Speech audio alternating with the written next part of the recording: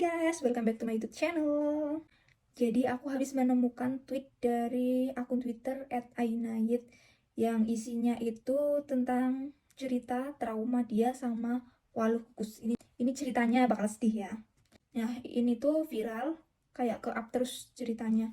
Dan ini postingan tanggal 17 Juli 2021. Dan aku baru menemukan di tahun ini 2022 dan wajib banget kalian harus tahu. Kalian harus mendengarkan ini. Aku bakal menceritakan di sini ya. Jadi serius, aku selalu nangis kalau inget Waluh Kukus. Sekarang juga nih ngetik sambil berbesmili. Aku cerita ya, kayaknya bakal agak alay, tapi ini 100% bener, sumpah. Jadi ini kisah nyata dari dia ya, pengalaman hidup dia, pengalaman kelam. Trauma sama Waluh Kukus. Kalian tahu kan Waluh Kukus? Itu labu apa ya, ya itu bahasa Indonesianya itu labu yang warna kuning tuh biasanya buat kolak, itu enak banget. Nah ini dikukus gitu ya, kita lihat ceritanya nih, langsung aja cekidot. Waluh Kukus. Kayaknya aku sudah sering nyebutin ya kalau dulu kami miskin. Serius, ini beneran miskin banget, nget.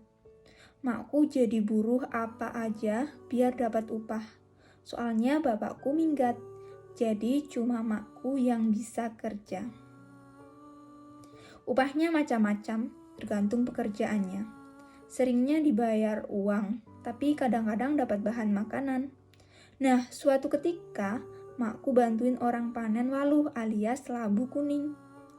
Sebagai upah, mak dikasih 2 waluh. Satunya kecil, satunya besar. Dulu aku nggak kuat angkatnya. Tapi pas dikasih waluhnya itu masih berwarna hijau. Jadi sama mak dibiarin aja, nggak diapa-apain sampai warnanya oranye. Terus aku ingat, makku ngomong, alhamdulillah punya waluh, bisa buat nyumbang takjil orang tadarus. Sedih, nggak pernah ngasih apa-apa untuk orang ngaji. Iya, itu saking gak punya apa-apanya. Nyimpen waluh itu sekitar 2 bulanan demi bisa ngasih cemilan anak-anak tadarus di Langgar. Waluhnya diapain? Dikukus. Mau dikolak gak punya uang buat beli kelapa dan gula. Dulu aku selalu semangat tadarus, gak pernah absen. Selain karena suka ngaji pakai mic, sekalian cari jajan dari sumbangan orang-orang sekitar Langgar. Hah?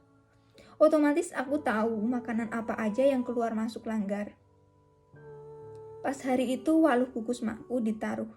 Makku pesen gini, wadahnya nanti dibawa pulang ya, enteng kok gak ada isinya.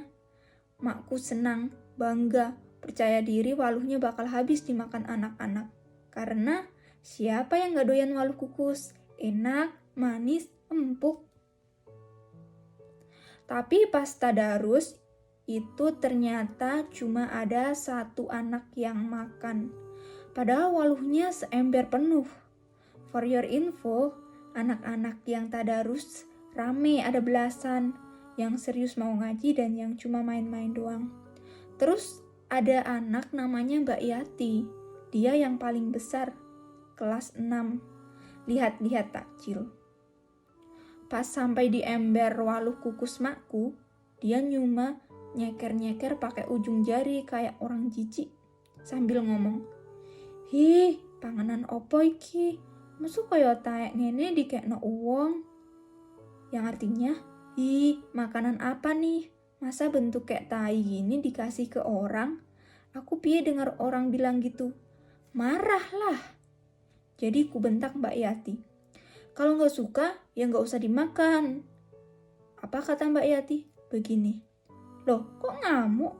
Aku kan cuma bilang, hi ngamuan, hi dadi arek ngamuan." Terus dia hasut anak-anak di situ buat ikut ngatain aku pemarah dan ngetawain aku rame-rame. Waluhnya gimana? Hampir utuh seember. Sampai pulang tadarus jam 9-an malam, akhirnya aku bawa pulang lagi. Tapi terus aku ingat makku yang nahan gak masak waluh itu sampai 2 bulan demi bisa nyumbang takjil. Ingat makku yang pede waluhnya bakal habis. Jadi aku makan waluh kukus itu sendirian di samping langgar, di teras rumah orang. Aku makan terus sebanyak-banyaknya. Perutku penuh gak peduli. Pokoknya kuduku makan, kalau bisa sampai habis. Pas itu aku kelas 4 SD. Aku kecil, kurus, sering dikatai cacingan. Bayangin naik kapasitasnya. Terus aku capek makan. Perutku kayak mau meledak. Rute langgar ke rumahku itu gelap, gak ada lampu. Takut hantu, aku lari sambil bawa ember yang isinya waluh kukus sisa separuh. Tapi keliru, Rek.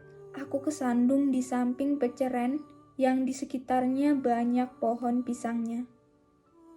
Waluh sisanya ambyar jatuh ke tanah. Jadi aku meraba-raba waluh di sekitar situ, terus kulempar ke peceren buat menghilangkan jejak. Sambil nangis tentunya. Sambil nangis itu terus muntah-muntah. Muntahin waluh kukus yang kupaksa masuk perut tadi. Pas sampai rumah, aku jujur kalau aku habis kesandung dan jatuh. Soalnya buluk, lutut celanaku bekas tanah. Embernya juga kotor, banyak tanah nempel, jadi gak bisa bohong. Makku percaya, soalnya aku emang kecil kerempeng gampang jatuh, gampang oleng, gampang gelundung. Makku nanya semeringah, siapa aja yang makan waluhnya kok sampai habis? Ku sebutin anak-anak yang tadi ada di langgar. Terus makku ngucap alhamdulillah berkali-kali, karena makanan yang beliau taruh di langgar untuk anak-anak ngaji beneran habis dimakan gak mubazir. Sejak itu aku gak pernah makan waluh kukus lagi. Terima kasih banyak ucapan dan doa baiknya teman-teman. Alhamdulillah sehat. Tadi seharian menjahit sambil nonton FTV Indosiar. Gak keluyuran di sawah lagi kayak zaman dulu. Itu ya guys ya. Jadi kisahnya sedih banget. Dan komen-komennya itu menjurus ke Mbak Yati tadi. Emang Mbak Yati sih ini biangnya. Komennya untuk Mbak Yati semua. Semoga kakaknya menjadi orang yang sukses dan bisa mengangkat derajatnya orang tua ya guys ya. Dan ternyata ini komen-komennya banyak banget kisah kelam di waktu SD. Kalian ada punya cerita nggak?